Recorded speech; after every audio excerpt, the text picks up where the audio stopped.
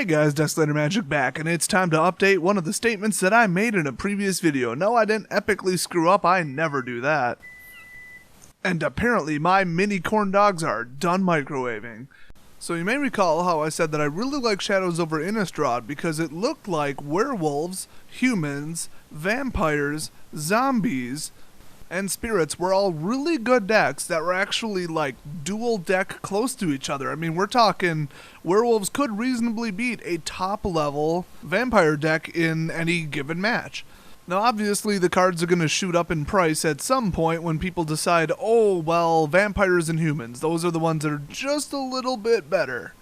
But that leaves a werewolf deck at $15 to $20, and you could still really be competitive. Now, holy cow, was that not the case when Cons was out? You dumped money into a bunch of 3-color cards and 3 colors worth of fetch lands, or you lost. I mean, you just didn't stand a chance when people had 3 colors worth of things that they could do, like control. I mean, if you've got like red burn / removal control, and then black kill / card discard control, mixed with blue counterspell control, and then the best aggro cards out of those 3 colors, that's a deck. Now, even despite the fact that dual color fixer lands are a complete joke right now, there are no 3-color lands, and just really everybody should be playing 2-color according to even the developers of the current set. There are still people ranking pretty well with 3-color decks like Esper Control and Esper Dragons and the same crap they were playing when Cons was out. And yes, Esper, because of the powerful colors in it, is not going away anytime soon. I'm surprised that people are top 8ing with a 3-color deck at all, when like a mono white deck did pretty well at the last tournament too.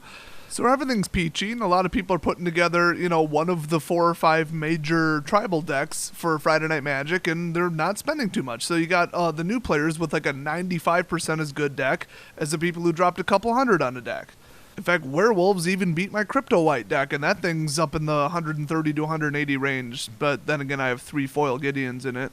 So everything's better because there are accessible decks that don't cost over 30 or 40 bucks, so everybody's happy. That's been my goal that I've stated in every single YouTube video pretty much ever made. So everything's peachy, right? Not quite. I'm starting to see a little bit of a downside to this. The problem arises with the fact that I've stated before, which is obviously I really like making decks. I will typically bring a different deck to FNM every 2 weeks. So I'll play with the deck twice, and then whether I win with it or lose with it, I'll play another deck just because I have a whole bunch of deck ideas, and there's these crazy card combinations that I want to try out.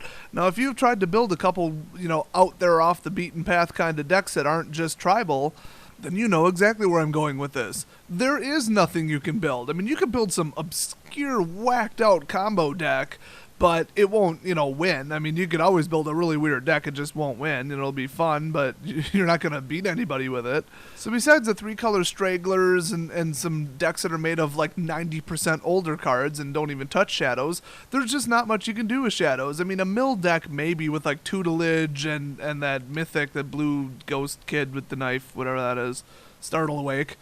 I don't really get into mill decks, can you tell? And there's like some board wipe horror stuff, you know, that's kind of cool, but Thing in the Ice, you know, that just is the pinnacle of the entire deck. It's the whole point of it, and the rest is just built around it. So it's not even really like a new idea. And then Cryptolith, I mean, that's just, oh, go find the best token dump and play it. So there's just a whole bunch of really uninteresting decks, and they're all big giant lines of creatures, and then they purposely removed almost all of the black mass kill. I mean, you've got Languish, and then a whole bunch of Drown in Sorrow clones. None of which are anywhere near as good as Drown in Sorrow was. There's no Bile Blight, and honestly, Virulent Plague isn't going to get you very far against most decks either.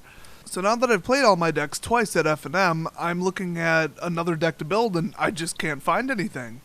It's like every single card in Shadows is either a werewolf, a human, or, you know, etc., and that's where it belongs. A vampire, oh, that would go in a vampires deck. And if I'm not playing all vampires, what's the point? Because they just have so much tribal boost. And if you throw in a vampire and you're not using the tribal boost, the game is balanced in such a way that you're not going to get very far. Because somebody using the exact same creature is probably doing it more effectively with all the boost in place.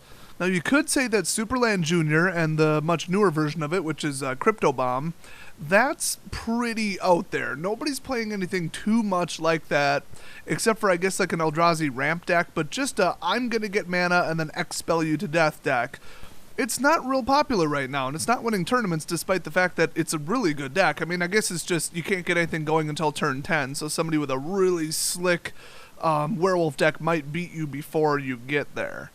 Now, on that topic, can you believe that it's easier than any time I can ever name in Magic history to get lands on the field and mana in your pool, and nobody's doing anything all that interesting with it?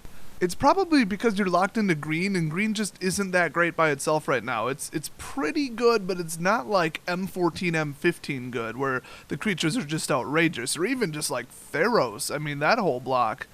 The main problem that I see is that everything's a creature battle, and I do like good old creature battles. That's like bread and butter magic right there.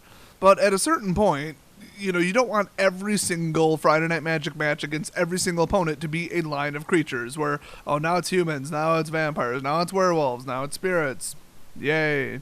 Once in a while, you gotta find somebody playing something real weird. I mean, that keeps it fresh and keeps you on your toes. And since I'm usually the guy building it and playing it, I'm especially not happy with the state of Magic right now. Now, this isn't all doom and gloom, it's just terrible, oh, they screwed up epically, they need to fix it, you know, nothing like that. It's not the most serious problem in the world. I mean, I think having it nice and fair and balanced and level, that's actually helping out a lot more people than it's hurting. But for us true creative deck architects, which we're definitely in the minority, I just find Shadows over Innistrad boring, and I think a lot of people will agree with me. Now, I have noticed that, of course, the more sets that are in Standard at a time, the more crazy the decks can get, because you could take more cards and put them in better combinations and more various combinations to do some pretty crazy crap. So, since when Eldritch Moon comes out, nothing is cycling out, that means that right now there's less cards in Standard than there will be in the future. Now, as soon as the post-Eldritch Moon set comes out, they're going to cycle out Origins and Dragons. And they're pretty weird and don't work together, so they might lose a card or two, but it's not going to change much. So really, you're going to have the biggest pool 3 sets from now. That will be 3 distinct blocks that all have just way different mechanics and basically occur in different planes.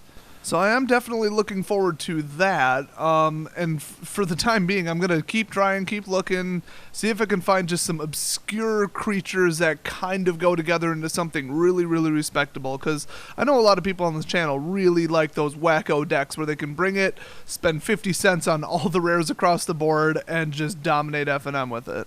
I'm thinking it's probably going to have to be blue-black semi-zombie horrors, because that's looking pretty promising right now, and just nobody's playing it. And Geralf's Masterpiece, I mean, that's just a disgrace to Geralf to not play it. I mean, that card's amazing. It's practically a flying Nixithid, and my Nixithid just won me a ton of matches at the last Modern tournament.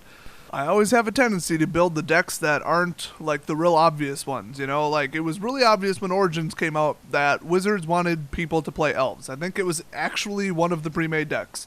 So they wanted you to play elves, they made enough elves to go together, they had the shaman, it was a really obvious deck. I mean, a bunch of people could all come up with that deck on their own and it would probably be 85% similar. People started throwing in, you know, whips and stuff to give them lifelink and whip the shaman back in, and that was interesting, but then better decks came about that were, you know, not necessarily intended or known by Wizards ahead of time, and those are always better. So I tend to not build the gimme decks that are just like, oh, here, build humans, oh, here, build spirits. So since they made so many of those in Shadows and it takes up so many of the cards, I'm just having trouble building. So let me know if any of you are having the same problem or if you have the same opinion about Shadows, and hopefully Eldritch is different. I hope it doesn't just literally make all 5 of the major tribal decks better, and that's that. That would really suck. I mean, if you look back to Oath of the Gatewatch, it took Eldrazi and made them a lot better, then it took Allies and made them a lot better, and, well, that was it. Well, regardless of how Wizards built Shadows, I will definitely look into the 297 cards in the set and come up with something. Because you guys know, here at Desolator Magic, we're all about the weird decks. And I'll see you guys next video.